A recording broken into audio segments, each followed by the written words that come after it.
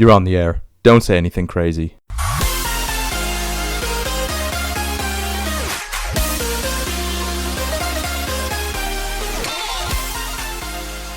Yeah, so do tell, Brother Bear, what the article you were reading on the oil industry was. Tell me. It wasn't so much an article, it was actually the latest in the series of the Tim Ferriss podcast, and it was a very interesting guy. I'm just over halfway, and he's the CEO, or the founder rather, not the CEO, the founder of Lululemon Athletica, Canadian guy. And he started out, his first job was in the oil and gas industry. And just before this podcast, we should give our viewers some context. We were talking about the boom time that we're currently experiencing in the oil and gas industry, and people are looking very happy all over the northwestern peninsula. But no, what I am going to say is that the guy's very interesting, and he was earning an absurd wage at the age of, I believe it was only the tender age of 19. And he was earning, by the time he'd hit 20, he'd amassed 700k Canadian. Oh my God. But that's not very unheard of. That's the thing. It's as I said, it's a feast-famine industry. So you'll have sustained periods of 6+, 7+ years of insane earnings. And then everyone will get laid off when the bubble bursts. So it's kind of, you get such great amounts of wealth, often for up to a decade, and then the bubble will pop and people will be unemployed, such that I'll meet guys in their late 40s and they're already retired. They're just doing part-time jobs here in Calgary because they can afford to live off that wealth and invest with that wealth for the rest of their existence. Yes, good God. It is very boom bust, isn't it? It does come in cycles, much like many things. In fact, everything's a cycle, arguably, with dichotomies and polar opposites on everywhere you look. But no, just going back to that, the flaring that happens at oil rigs sites is a bit of a nice analogy. You burn hot and fast, and that's the nature of the beast. Absolutely, yeah. I mean, you're literally you're directly seeing resource get sucked from the earth and converted into cold hard cash. Earning and burning, cashing checks and snapping necks. Earning and burning, boy. No, but honestly, the boom bust cycle of the oil industry is particularly more stark than other industries. I think the US, it generally, when it sneezes, Canada gets a flu. And I'm sure there's other jurisdictions out there that catch very bad diseases from that initial sneeze. The US is able to generally pick itself up. Texas crude is much more robust than Canadian crude. So we're not really seeing the bounce back in Canada directly, but obviously the economic ripples of oil and gas related products flying off the shelves down in the States, that's affecting Canada in a very positive way. Interesting. Yeah. And Brother Bear, you're in the midst of this a lot more than I am. So tell me about the global dynamic. And I know one of the biggest variables in the global dynamic in terms of the oil price and demand supply dynamics is often dictated by the agreements or infringement of agreements made within OPEC. Yeah. So in terms of the kind of global dynamics, my knowledge is actually fairly limited on how OPEC's policy affects, say, the United States domestic production or North American domestic production. But what I can tell you about oil and gas is that it's very capital intense. There's lag time in getting projects executed. So these are sort of the ideas that come to mind as to why it's so boom bust in terms of the reasons behind that. But there is actually a kind of five-step process to success. No, a 5-step process to sort of the boom and the bust cycle. Why is it always a 5-step program? Now it's the 10th step. Oh, is the 10th step from AA? Is that what happens when they get laid off? Do they go from the 5-step to the 10 step in AA? That's right. There's 5 steps of boom and bust in the oil industry, and then that converts to the 10 steps of the big book by Bill W. God, good God. Well, I don't blame him. I mean, Good God. and anyone would end up at Alcoholics Anonymous after a bust like that. Let's face it, they're already alcoholics and red-nosed bastards when they're in the industry. So I've often heard there's so many characters in the oil and gas industry, and generally that's been viewed in a positive light. People say, you get these great characters, and the integrity of those people is generally world-renowned. yes. It's I think it's an astute generalization, because the oil and gas folks I've met in Calgary, there's a lot of people in Alberta that are from Texas or have lived in Texas or Louisiana and vice versa, and they're all characters. They've lived life. They've generally experienced careers not too far from the military, kind of the way you're spoken to on the oil rigs, the amount of movement you do in your career. I mean, I work with one guy, and he worked in, obviously, Alberta, but then he worked down in Texas, and then he went up north to the Bakken Formation to North Dakota. Then he went to Saudi Arabia. Wow. And now he's back in Calgary, and that's really uncommon. That's really quite common. You meet guys in their 50s and 60s now, kind of entering the twilight years of their careers, and they've just been all over the place. Wow, that's some beautiful life experience you can pick up in that industry. It really takes you around the world. Yeah, I think sort of inevitably it builds character, but on kind of a more macroeconomic level, back to the stages, the 5 stages. So you kind of have the beginning of the cycle, or the bottom, Brother Bear, the shitty end of the cycle, where you have excess oil, supply exceeds demand. So that's what it is, right? You basically, sooner or later, you inevitably end up in a state of supply surplus. Yes. In fact, the oil industry is incredibly libertarian and capitalist in that it's so self-correcting. And it's so self-correcting because it's almost, in a really screwed up way, so tied to nature, or so tied to a resource and supply and demand puppeteering. So you have this period of excess. Obviously, that results in low oil prices, underinvestment by the oil industry, indebtedness. But then these low prices will stimulate higher demand. So this is, these are very kind of 101 concepts. But the demand will grow faster than supply. The tightening of the supply-demand balance will happen. And then you get the prices will shoot up again. Okay. And then, so that's 1 and 2. Then stage 3, you're getting on to, okay, it's boom time. Cities like, Calgary, Houston, parts of Kuwait, you're seeing the big pickup trucks. Everyone's doing really well. It's like, it's an incredibly short-sighted industry. Basically the companies will start making swathes of money. They'll ramp up investments on new projects, invest in new technologies. And this is another point. Like, I was highly surprised, this is mainly due to my ignorance, to find that the IoT and AI industries are incredibly diverse and accelerating hugely in the oil and gas space. Whether it's on oil rigs, pump jacks, whether you're looking at automated measurements, where you're looking at downhole is one of the most delicate industries in the world.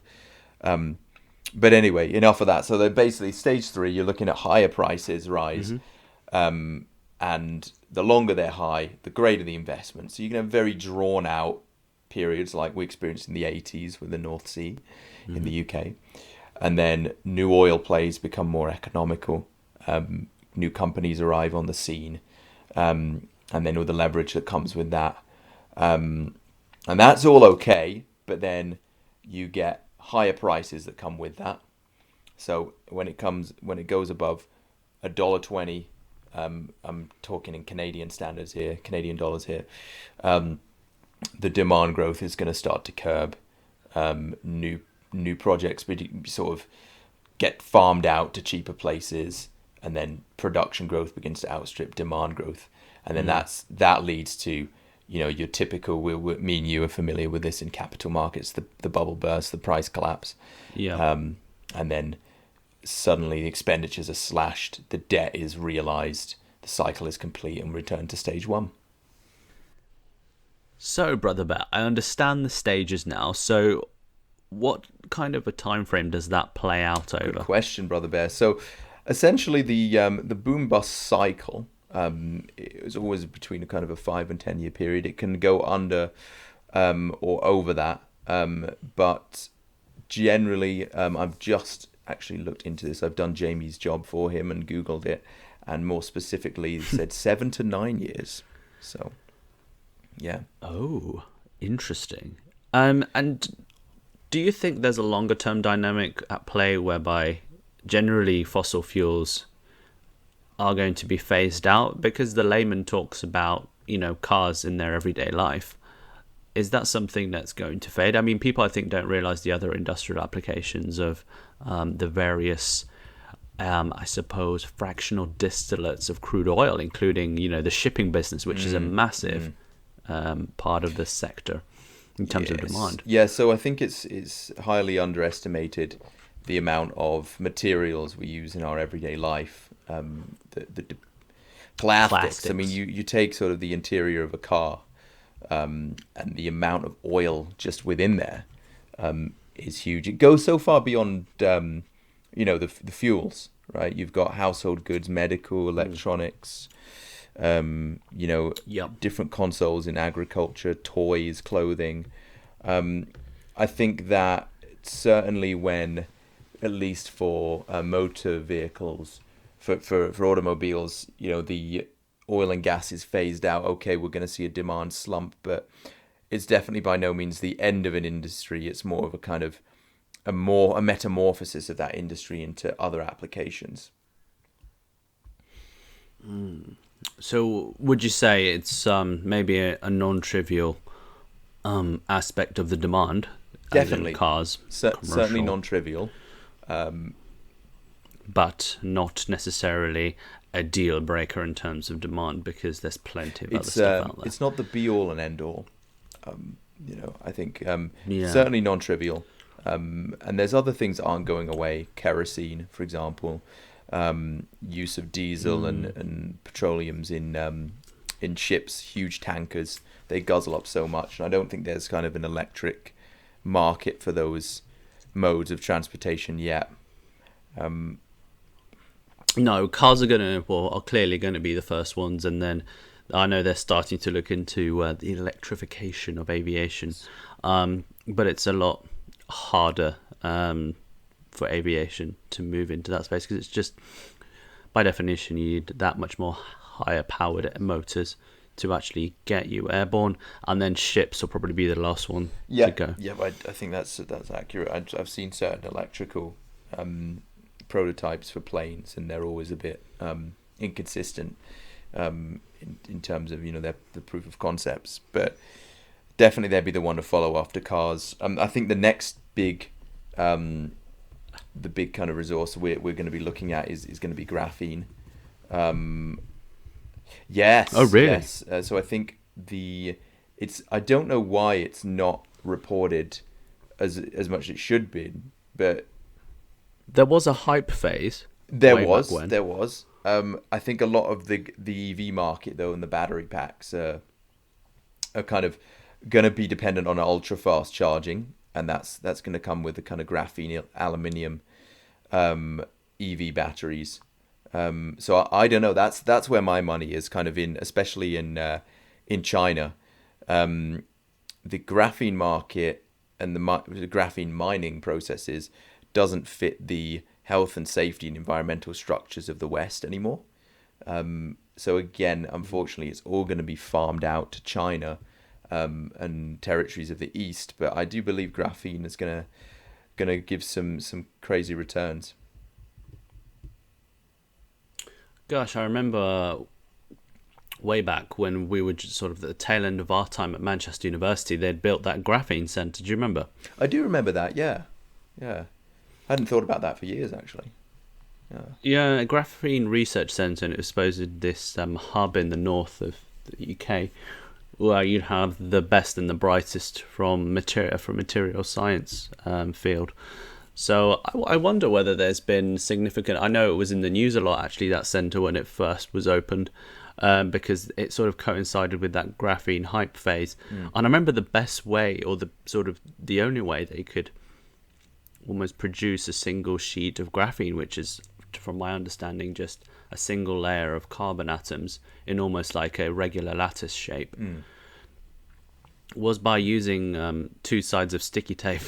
It was a pretty crude method, but that was the one they had found was most effective at the time, right? But I'm sure the technology's come along a long way since then. Yeah.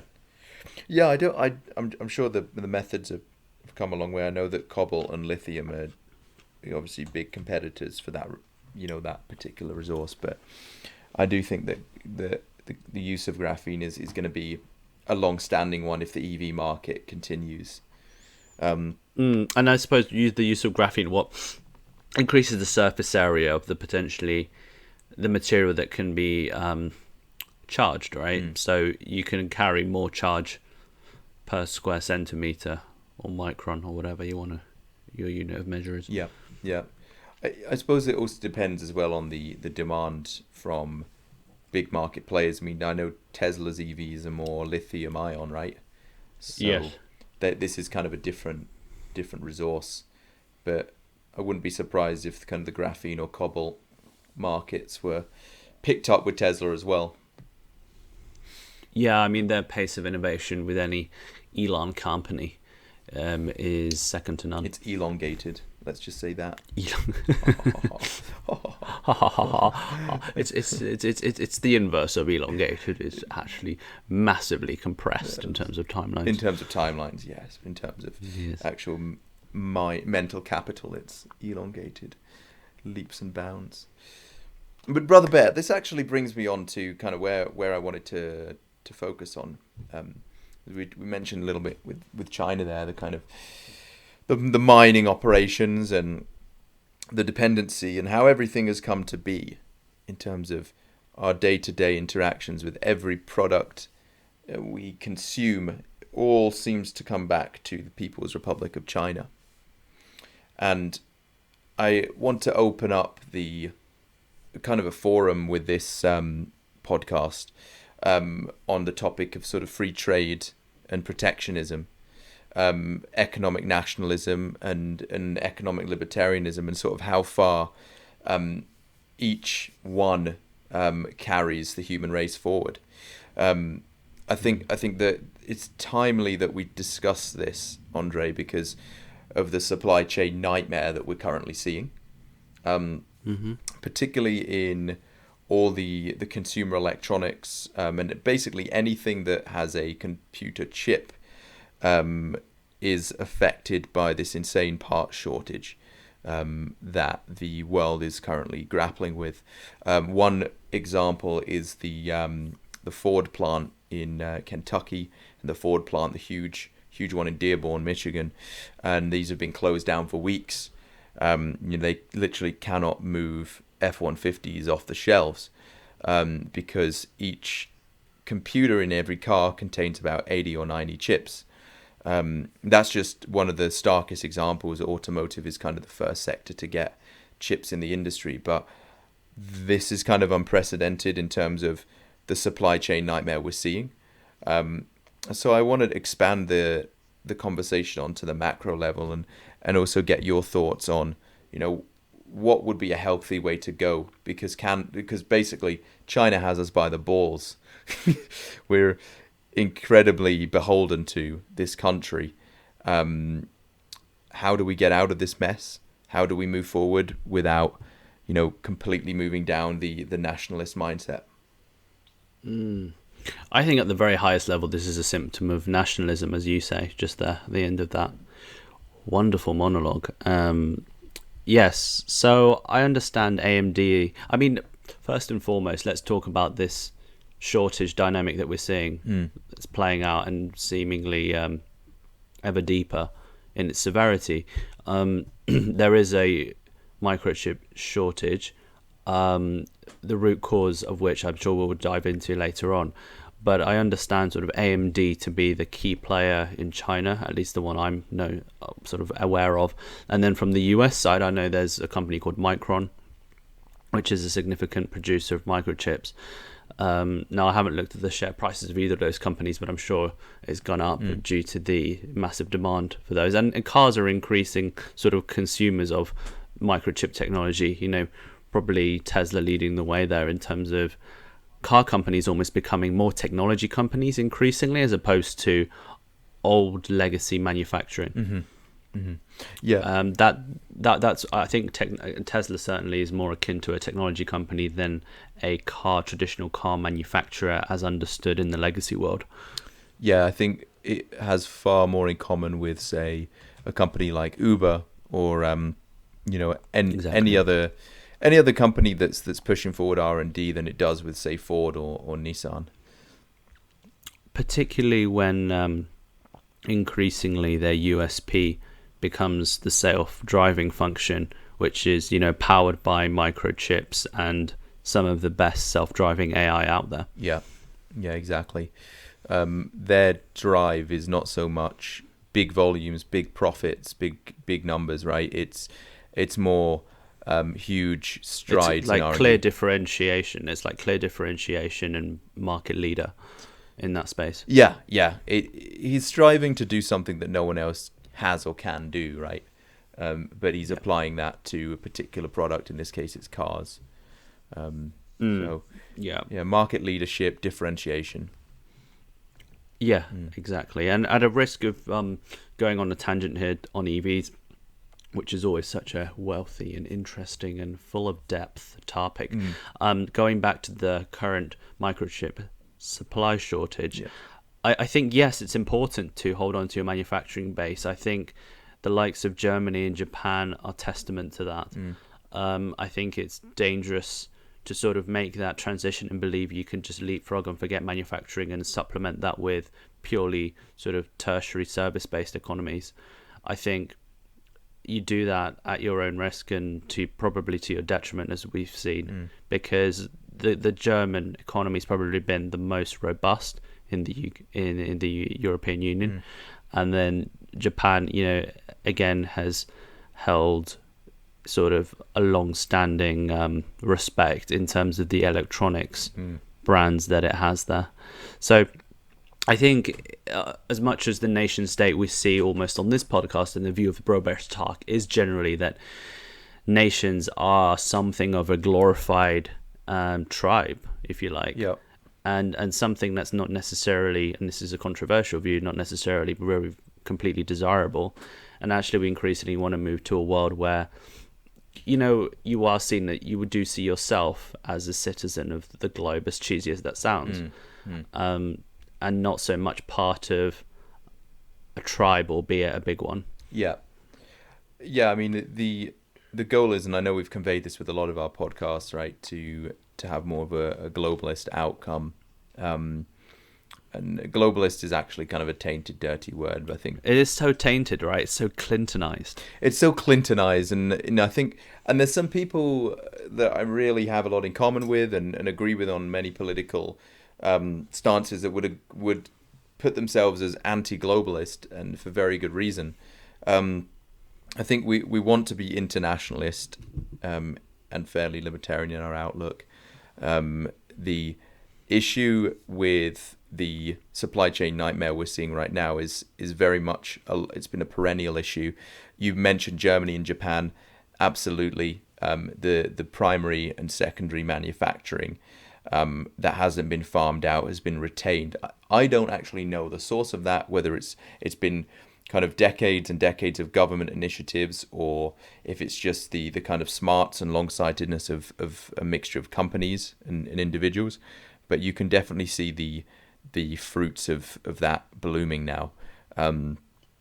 Right now, when it comes to so to go down I do want to don't want to stray too much from the issue that we're seeing right now in the electronics industry, and it's unfortunately not related to a single manufacturer or commodity type.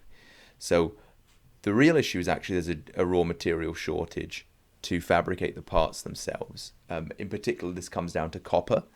which you've probably seen some of the price hikes on that.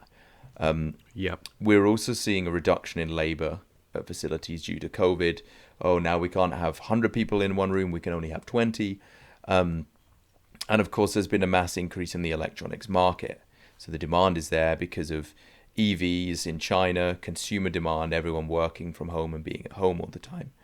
So anything from microprocessors to memory and timing components have all gone up in terms of lead times, sometimes from kind of 6 weeks to 52 weeks and above. So insane doubling and tripling and quadrupling of lead times. Now, right now, we're looking at about 17% of chip foundries being in... Sorry, 17% of chips consumed in the US are made in the US.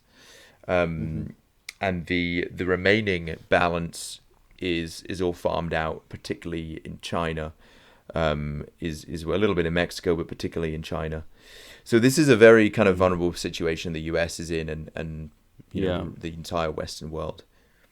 I think as much as I love the free market, it's sort of the thing that unfortunately it comes back to as to why we're in this position in the first place. If you look at the broader dynamics, you know, the free market dictates that you seek out the best margins, right? And the best margins mean you reduce your cost base. The best way to reduce your cost base is to find the cheapest labor wherever that may be, and that happens to be China. So it's completely understandable why we're in the predicament we're in. Whether it's justifiable, and we should have had more foresight and realized this was going to be sort of something of an inevitable outcome if we were to outsource till death do us part. Like it seems that, you know, we've dug, well, the US at least has dug its own grave. There aren't many native chip manufacturers that I know of apart from Nvidia. Is Nvidia US based? I think it is, right? Or is it not? How do you spell it? I might be grossly... Nvidia. Nvidia. So, I mean, they're best known for their gaming graphics cards. Yeah. Nvidia. Yeah. I don't know whether that... I think they're US based. But yeah, I think this probably is just a lack of foresight and a striving for short-term profit, which, you know, for all of its downsides, I think the free market is a force for good. It's just that these are sometimes the side effects of capitalism doing what capitalism does. Yeah. This is very true. It's kind of a symptomatic of capitalism. I don't know, by the way, if Nvidia builds in North America, but is a US company. Yeah, but that certainly is symptomatic. I think the issue we've seen is that so many of these companies based in Silicon Valley, you know, they kind of tout the line of designed in California, which gives you kind of the this vision of the primacy of thousands of minds in, you know, Palo Alto, inventing and making the latest technology. But the reality is, these come out from overseas, right? Yeah. So yeah. Go ahead. No, Nvidia is an American multinational, incorporated in Delaware. But does it build in the US, or does it build overseas? That would... Let me do some research. Some digging, some homework. Well, no doubt their headquarters will be in here, but you make a very important distinction about where is their manufacturing footprint. Yes, because of course Apple, you know, with their ties to Foxconn. Of course. So, Brother Bear, there was an interesting survey recently with the American public, and this kind of came in the wake of the pandemico, and it was a poll asking Americans if they would want to buy more US-made products. So the caveat was as long as they don't have to pay more for them. And basically the poll found that 69% said that an item being made in the US was somewhat important, but 63% wouldn't be willing to pay more than at very most a 10% premium for something to be American made. So again, with the kind of democratic nature of capitalism, is there even room for things to change? you know, televisions, prime example. You talk to anyone older than 70, and they'll tell you that televisions in the UK or in the US cost a huge amount more back in the 50s than they did now, to the point at which, you know, you'd usually have a number of families sharing one television set. The things have changed now because the cost has changed now because all this is farmed out to China and the cost has been forced down. So the question is, how desirable even is it to bring these manufacturing capabilities home? It's a great question. You know, is this actually a natural law, or almost a natural transition to move to the service industry and then to the age of no work and finding new meaning and UBI? You know, that's maybe a bit far-fetched, but I think that's coming sooner than people think. And sorry, to just quickly diving back into what you were talking about with the outsourcing. Yes, no, just looked into it now, and NVIDIA does outsource much of its manufacturing. So while outsourcing the manufacturing, so it's much of their hardware, their factories are manufactured by third-party partners. So that is very interesting, but not entirely surprising at all. And I believe the same is true of Micron, another big US name. But like you say, I think it's the brains that sit in the US in terms of, you know, this is the blueprint, this is what it needs to do, this is what it needs to look like, and then it's the manufacturing bases, third-party partners, that actually go ahead and execute the hardware. Yep, those are the ones that are actually executing the hardware, often uploading the firmware onto the devices themselves. Here's a Alex Jones conspiracy for you. How about that the microchips manufactured in Chinese factories are implanted with Chinese malware? When you said malware, did you say malware? M-A-O? Where? Malware, so insidious listening devices, basically data scraping to be centralized and brought back to China. That was a poorly timed joke. I was asking if you meant Chairman malware. But, you know, but yes, I totally agree. Malware. I love it. Alex Jones Communist malware. Communist malware. Brother Bear, the fact of the matter is, manufacturing jobs tend to actually be good jobs. That's the problem. Like when they're compared to the retail sector, usually you're looking at between $30,000 and $40,000 a year, whereas you kind of retail sales workers and burger flippers are making between $20,000 and $30,000 a year. So I think from the capitalist perspective, maybe we're just trading the means for the variance. And what I mean by that is, on average, things are much better outsourcing. You know, people that can pay workers less in the West. People can outsource their products for cheaper. But just every so often, maybe every 20 years or every 50 years, you reach a crisis. And maybe it's just a once in 100-year event, like a pandemic, and that's kind of the variant that you're trading. That's just a thought. Anyway. It is an astute point you make. You know, this is just another transition. It's much like, you know, the mechanization of agriculture. You know, there was, for a period of time, an overhang in terms of labor, and that labor was no longer required, and therefore it was seen as a negative. Maybe we are just seeing the same dynamic play out here in native manufacturing. I wouldn't be surprised if that were the case. And it's actually just making sure that the service sector develops, matures to absorb that overhang. That perhaps is it. I think it is, right? It's just that manufacturing has sort of found its new home. I mean, capitalism finds a way, always does. And like I said earlier, it often comes down to lowering or increasing bottom line. One of the best ways to do that is to decrease costs. So it's not entirely surprising dynamic, and in fact almost inevitable, right, with the benefit of hindsight. And like you say, potentially not undesirable, as much as people moan about it. It's like you've got to move on at some point, and inevitably something will take its place. People talk about the end of jobs, but then the end of jobs has always been something that people have worried about. It's funny. It's a fear that's echoed almost through the centuries, right? Well, you had God, what are we going to do on our farms once everything's mechanized and automated? Well, you'd stop working at the farms and you'd work at the grocery store, which is actually selling the products you're farming. So there's just a natural stepping stone maybe that we're just not aware of and can't even fathom at this point. Yes. Well, people did protest about electricity when it became a thing, and there was much fear that it would rob people of employment.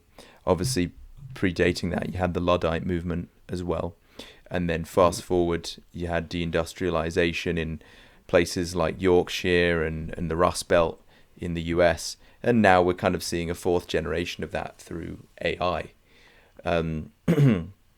But yeah, that's the question: is it even desirable? Because you could go down the other extreme route where you have a system of autarky, which I know is what General Franco employed as his kind of method of economic success. And that's basically everything is made within the domestic country. Everything you can possibly make is made at home. So it's kind of that's seen as sort of economic fascism, and it wasn't even pragmatic in any way. Well, you could say that capitalism's kind of found the best of both worlds in the sense that, the management, the direction and the design aspects of a given company like Apple are all kept in domestically. And then, what is no longer sort of desirable potentially from, the new level that American workers have come to expect, then maybe the manufacturing is the first thing to go, and that's not entirely surprising. And it's maybe this hybrid model where a good portion of the jobs remains. And there's not, it's a non-trivial amount of work to do apart from the manufacturing, right? So maybe crying over spilt beans like manufacturing is actually wrong. We should look to, okay, well, how can you become relevant in this new dynamic in terms of your domestic workforce? And, whether that means retraining, looking at obtaining new qualifications, then so be it. Yeah. It's the case can be made of remaining relevant in the new economic landscape. Manufacturing has always been about national autonomy.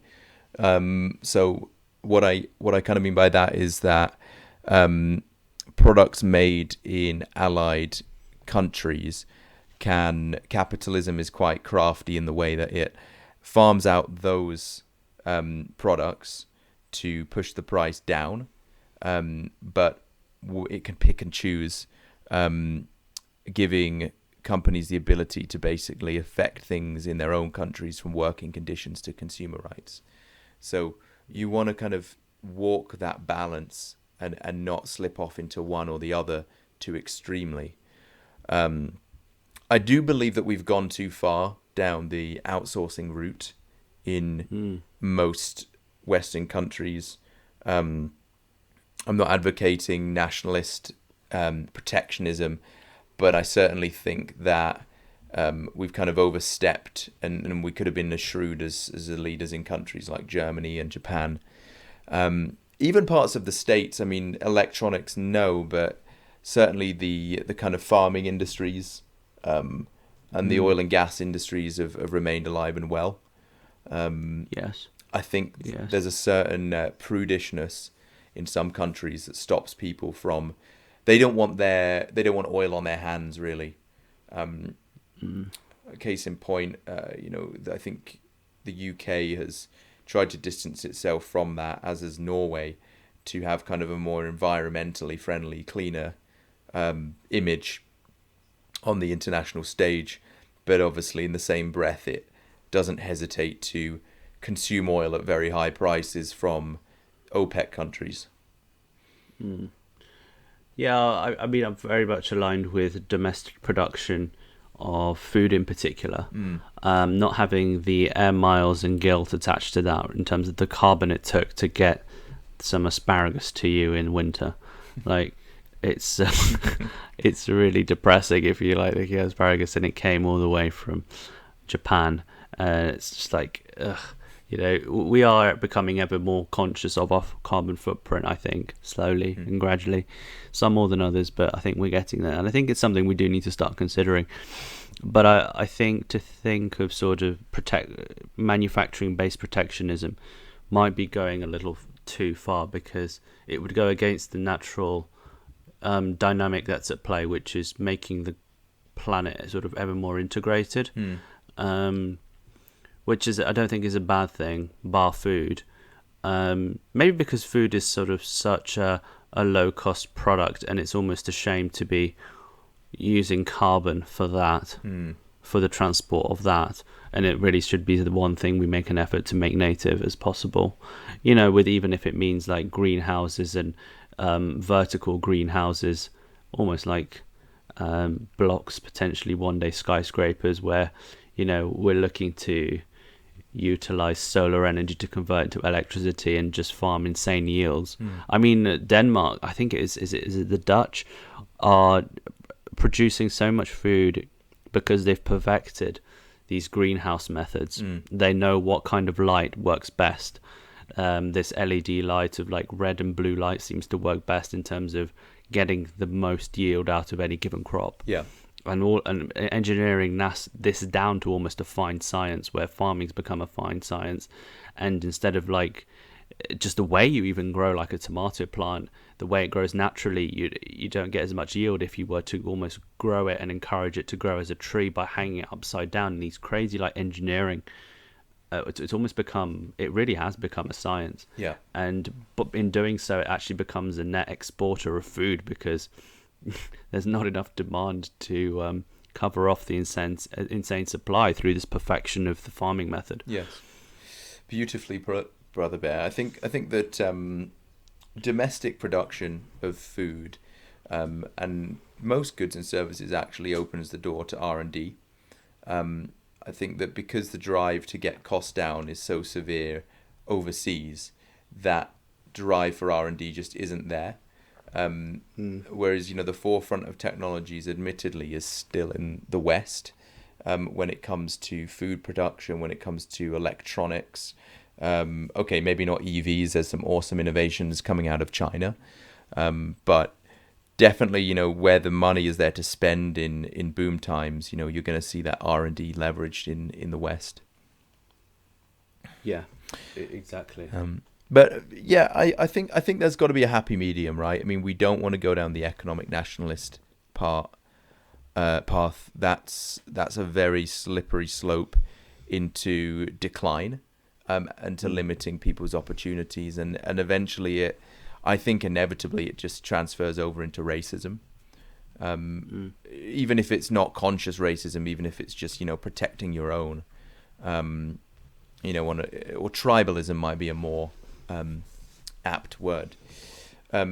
But so saying that, you know, there's one stat I read yesterday about, it was in an article called "The Chips Are Down," and this is from an analyst from USA Today, and at this point, 12% of the global chip market is made in the US.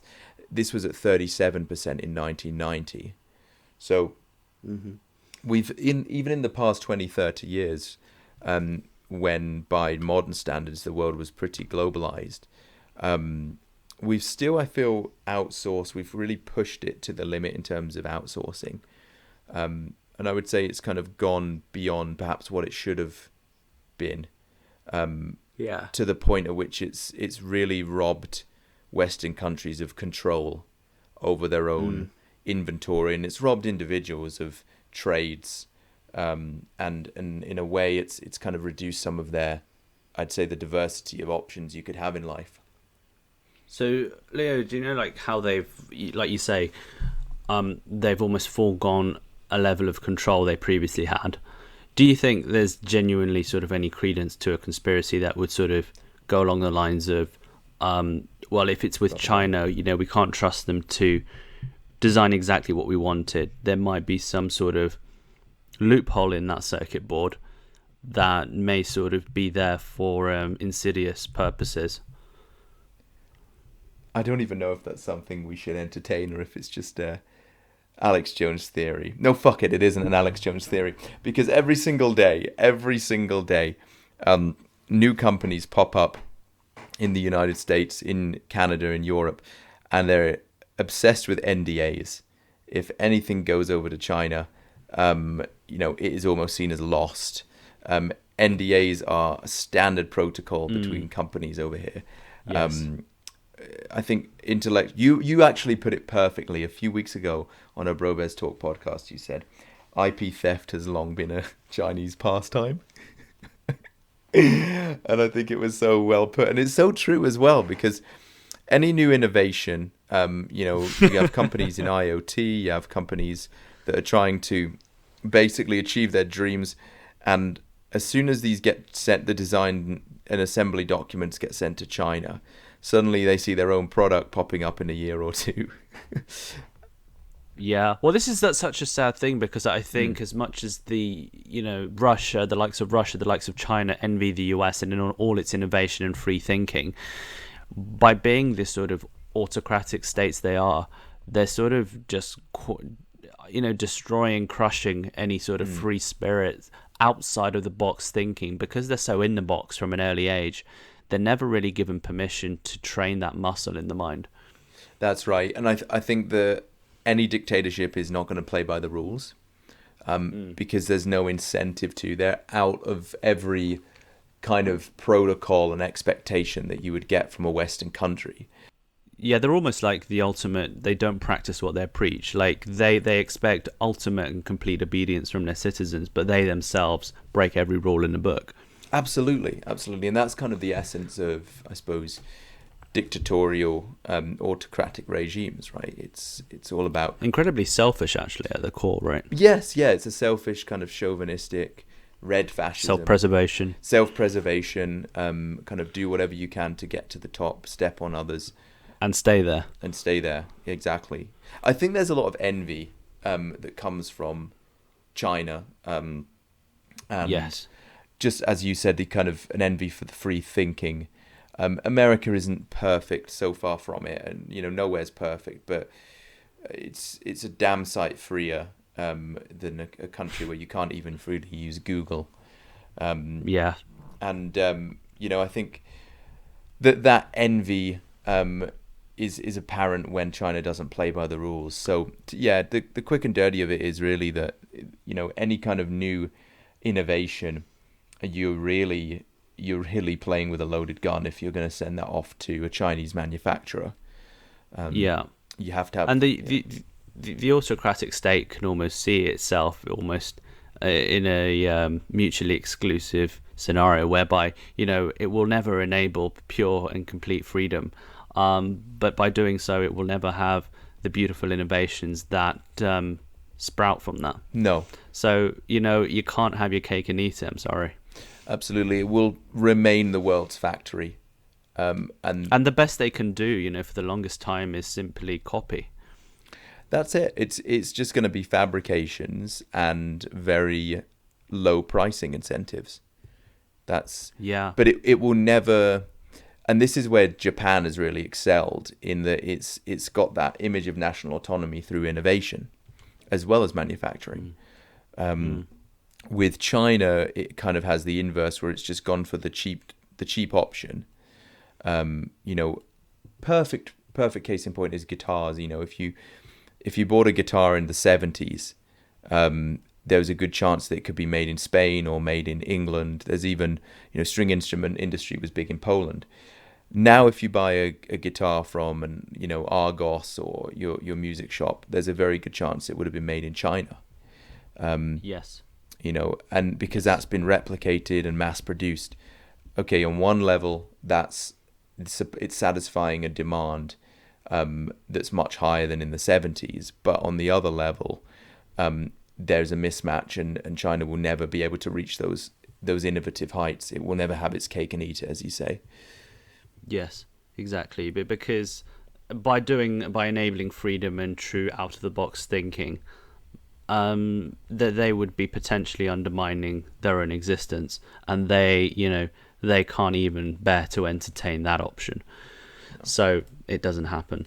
I think what's really interesting and encapsulates this conversation really well is two lines, which is on the back of every single Apple product out there, which is made in China, but also in there just to, console the US, designed in California. Yeah, designed in California. Yeah. It's on everything, isn't it? It's always designed in California. And because they can't bear the thought that it's all China. But just going back to the point, it's like China can only ever do, the best it can do is a pastiche, a copy. Everything from Ray-Ban sunglasses to a Starbucks. There's even like fake Starbucks lookalike cafes in China, because it's sad to say, but by and large, as a nation, because of the system they've entrenched their citizens in, they don't have a free, innovative spirit in their minds. Yeah, absolutely. This is where you get into kind of culture bleeding into the economy, right? Yeah, it can't birth original ideas in many ways, right? And even if you look at the biggest corporations in China, they're often based on models of successful companies in the US, whether that's Alibaba copying Amazon and eBay, or whether it's something like, look at the Chinese manufacturers of the EVs, copying Musk and Tesla. But it's always been the case that the US has led the way. And I this is what gives me hope, and gives me the hope, because the US, as far as far from perfect, it is far from perfect. Yeah. But I'd so much rather they be the dominant power in a dynamic state as is, as opposed to it being the likes of China. Yes. Because I think that is a terrifying prospect. Yeah, I don't think we want to get to a position where we're in a unipolar world. We've got one superpower, and it's China. And again, it's just because of the regime. It's very public knowledge. It's very common knowledge that there's a genocide going on there. With the Uyghurs, and also, and I know this harks back to our geography classes in university, but the migration restrictions that are placed on rural citizens and people in areas outside of the big East Coast cities. There's so many restrictions of freedom on people in their daily lives, whether it's the websites they go on, the things they say, the food they eat, where they can travel. We don't want a country like that being the biggest and most important in the world. So, as you said, we can pick so many things wrong with the US, whether it's the way they treat guns, to their healthcare system. Yeah, we can talk about how bad that is to the cows come home, but man, I'd rather they were in power for 1,000,000 years than China was in power for 1 year. Exactly, 100%. I couldn't put it better myself, because it is a terrifying prospect. But literally on this podcast, just in these last few minutes, what gives me hope is the fact that no time soon will the Chinese government permit free thought, and therefore true innovation can't sprout. So they've hindered themselves. Yes, and that's a good thing. There's no way. They must come to this realization if they haven't already. But they would sooner, I don't know, not be the greatest power in the world than give up their authoritarian grip. That's very well put. Innovation in the capitalist landscape cannot sprout from a country that represses its citizens. And even if it's opened up its doors to market socialism or whatever kind of government apparatus variant of capitalism they have they can never reach the heights of innovation that you would get in a country like Japan or the US or the UK, because there's just too many restrictions on lifestyle choices, supply, demand, and all the kind of human markers that make up an economy. Let's not forget, at the end of the day, an economy is made up of humans, right? Yeah. Well, Yes, exactly, and they can't afford to go down the path of allowing their citizens to think freely and actually innovate stuff and bring out brands that are genuinely innovative natively, because that's mutually exclusive to authoritarianism, and free thought and authoritarianism don't mix. Concluding comments. Authoritarianism does not mix with free thought and free trade. The West, though, could certainly learn a thing or two from countries like Germany, countries like Japan, when it comes to keeping certain production at home. And that doesn't have to be a whole lot, but just a quota at least. Come on. Like some kind of quota that keeps manufacturing at home to at least a limited degree. I think there is hope. I think that there's a range of companies. I think there's an article I read recently, again talking about the design by Apple in California effect, the kind of image of companies not matching up with the truth. But generally, there is a wave of electronics manufacturing coming back to the US. There's a recognition amongst the public that the higher value, high quality products do need to come home.